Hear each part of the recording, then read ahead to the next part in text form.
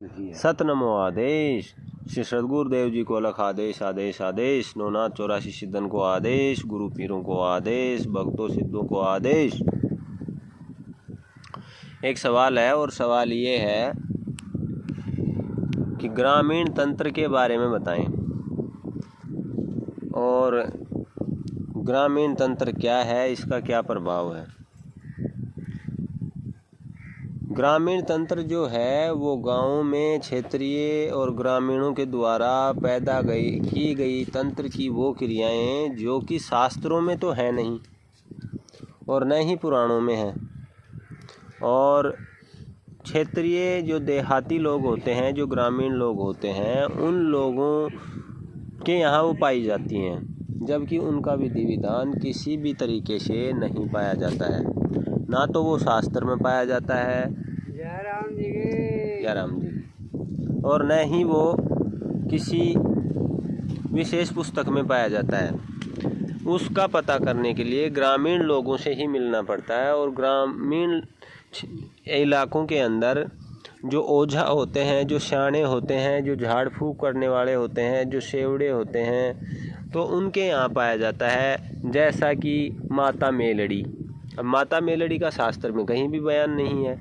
जैसा जीण माता राजस्थान में, उसका भी बयान नहीं है। जैसे जयपुर में शिला देवी, उसका भी बयान नहीं है। उसके बाद में जैसे हो गया सबल सिंह बावरी या उसके और भाई, माता आसकोर, माता नथिया, और इसके बाद में वीर बुलाकी, और ये पीर ख्वाजा, नौगजा पीर। तो ये बहुत सारे जो देवी देवता हैं जिनको लोग पूज रहे हैं, जिनकी पूजा अर्चना कर रहे हैं, ये शूद्र कोटि के हैं। अब शूद्र का मतलब यहाँ भी जात पात आ गई है। जात पात का कोई मतलब नहीं है। विशेष बात ये है कि शूद्र कोटि का कहने का आशय समझना होगा, जिस तरीके से 4 तरीके के लोग होते हैं, और वेद ने व्यक्तियों को किसी जाति से नहीं, उनकी बुद्धि और उनके कार्य के मुताबिक उन्हें बांटा है। इसी प्रकार से जो तंत्र है, जो छोटे कैटेगरी का जो तंत्र है, जो नीचे कैटेगरी का जो तंत्र है, नीची श्रेणी का जो तंत्र है, जो ग्रामीणों में तो है लेकिन वो उच्च कोटि की विद्याओं में कहीं भी उपलब्ध नहीं है, तो उस तंत्र को कहा गया है शूद्र तंत्र। तो ये जो तंत्र है, इसको करने के लिए, इसको सीखने के लिए, इसको जानने के लिए, अगर आप किसी से सीखना, जानना, पाना चाहते हैं, तो वो ही ग्रामीण इलाकों के जो लोग हैं वो ही आपको बता पाएंगे। शास्त्रीय जो लोग हैं या पौराणिक जो लोग हैं, जो पुराणों को और शास्त्रों को मानने वाले हैं, या उच्च कोटि के जो लोग हैं, जैसे कि अघोर में है, तो तंत्र मंत्र जो हैं, अघोरी जो होता है वो तांत्रिकों का, और तंत्र मंत्र यंत्र करने वाला जितने भी होते हैं उनका एक प्रकार से बाप समझो, क्योंकि वो तमाम कलाओं को जानने वाला होता है, तंत्र मंत्र यंत्र की, और वो उच्च कोटि की कलाओं को जानता है, और उच्च कोटि की कलाएं ही वो करता है। ये जो छोटी कलाएं होती हैं, इनको नहीं, इनका वो हेड होता है। तो उनसे अगर आप मिलेंगे तो वो उच्च कोटि की साधनाएं आपको बताएंगे। ग्रामीण जो लोग हैं वो आपको इसी चीज़ की बताएंगे। जैसे क्षेत्रपाल हो गया, जिसको कई जगह खेड़ा कह देते हैं, जैसे भोमिया हो गया, और इसके बाद में द्वारपाल हो गए। ये बहुत सारी ऐसी चीज़ें हैं जिन्हें लोग पूज रहे हैं। ये बहुत सारे ऐसे देवी देवता हैं जो क्षेत्रों में पाए जाते हैं, तो उन्हें लोग पूज रहे हैं, उनकी पूजा पाठ कर रहे हैं। हमारा कहने का मतलब ये नहीं है कि भाई हम उनका विरोध कर रहे हैं। हम ये कह रहे हैं कि अगर आप शास्त्र के मुताबिक, आप विधि विधान के मुताबिक, अगर आप सनातन सभ्यता और संस्कृति के मुताबिक हकीकत और असली तरीके से अगर आप किसी भी एनर्जी या किसी भी शक्ति से आप जुड़ना चाहते हैं, तो आप शास्त्रों के मुताबिक जुड़ें और उच्च कोटि की साधनाओं से जुड़ें। उच्च कोटि की जो साधनाएँ होती हैं, उनसे एक फ़ायदा होता है कि उनसे नुकसान ना के बराबर है और फ़ायदा ही फ़ायदा है। और उसमें मैंने पिछली वीडियो में बताया भी था कि वो 3 तरीके की होती है, अविद्या, विद्या और महाविद्या। तो उनसे आप जुड़ें। अब महाविद्या में जाएंगे तो आप माँ पार्वती के 10 स्वरूपों को आप जान पाएंगे। लेकिन अगर ग्रामीण क्षेत्र में आएंगे तो कहीं फूलन देवी के नाम से जानी जाएगी, कहीं आप मातास कौर, कहीं नथिया, कहीं मदानन, कहीं चौगानन, ये जो शक्तियाँ जानी जाती हैं। और इनकी जो तंत्र क्रिया है वो है भी बहुत ही छोटे लेवल की। जैसा कि वो लोग कहेंगे कि ये फला सामान आप चौराहे में रख दो, या ये फला सामान आप फला जगह पानी में डाल दो। और जबकि उच्च कोटि से आप करेंगे तो उनमें जाकर के हवन हैं, यज्ञ जो किए जाते हैं, उसके बाद में उच्च कोटि से ही उनकी मंत्र साधना और तंत्र साधना और यंत्र साधना होती है। तो ये था ग्रामीण तंत्र मंत्र यंत्र जो होता है, जैसे कि जगह जगह आपको मिल जाते हैं। अब शक्तिपीठ कितने हैं?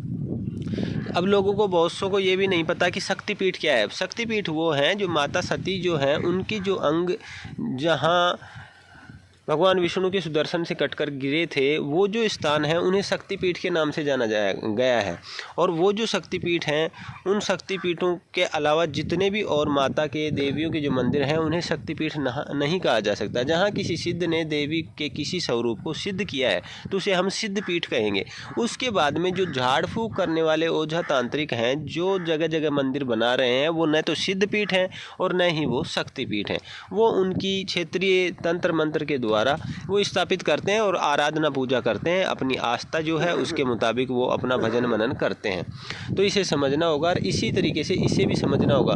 जैसे बहुत से लोग हैं वो ये कहते हैं कि भाई हम जो है वो तंत्र मंत्र यंत्र जो हमारा है बहुत उग्र है। उग्र तो है, आप जानते हो, दुनियावी फ़ायदे तो आप जानते हो, लेकिन उसकी गहराई, उसकी लंबाई, उसकी चौड़ाई।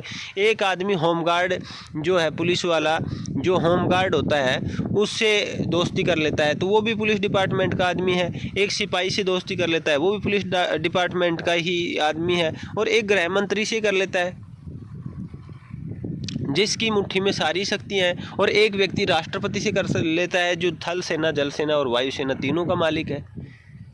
तो इसी तरीके से समझना होगा कि जो अगर आप उच्च लेवल की साधना करना चाहते हो तो उच्च कोटि की साधनाओं के लिए आप उच्च वर्ग से जुड़ना पड़ेगा। अगर आप ये होमगार्ड और सिपाही वाली छोटी सी साधना करना चाहते हो और इनके कारण आप तुरंत चमत्कार देखना चाहते हो या तुरंत रिजल्ट देखना चाहते हो तो आप छोटी साधनाएं कर लो, कहीं से पता कर लो।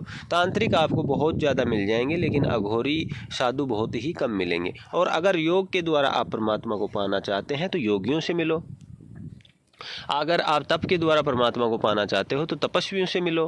तो ये सब कंडीशनें हैं, तो इन्हें विचार करना होगा और इन पर सोचना होगा। ये नहीं कहा जा रहा है कि भाई माता मेलडी को मानने वाले गलत हैं या कोई माता मसाणी को मानने वाले गलत हैं, या ये कह रहे हैं हम कि भाई जो लोग जो ये छोटी शक्तियाँ जो मान लो बोरी को मान रहे हैं तो वो गलत हैं या वो देवता गलत है। नहीं, जब भारतीय सभ्यता संस्कृति के अंदर बहुत ज़्यादा गिरावट आ गई, पाश्चात्य सभ्यता संस्कृति ने हमारी संस्कृति को ख़त्म करने की कोशिश की, जब यहाँ लोग मार्गदर्शन करने वाले ना के बराबर रह गए, जब सभ्यता संस्कृति बहुत ही वीक हो गई, तो उस समय क्षेत्रीय लोगों के द्वारा ये इसका जो नया शोध किया गया और इन शक्तियों को माना गया। उन शक्तियों को जो लोग सिद्ध थे उन्हीं की पूजा की जाने लगी, उन सिद्धों को पूजने लगे और उसके बाद में उन भक्तों को पूजने लगे जो इन देवी देवताओं की और सिद्धों की पूजा करते थे। तो उन्हीं के नाम से आगे ये शक्तियाँ चलाने लगे हैं और उन्हीं के नाम से तंत्र मंत्र यंत्र पैदा कर लिया है जो कि शास्त्रों में कहीं भी नहीं है। आदेश आदेश।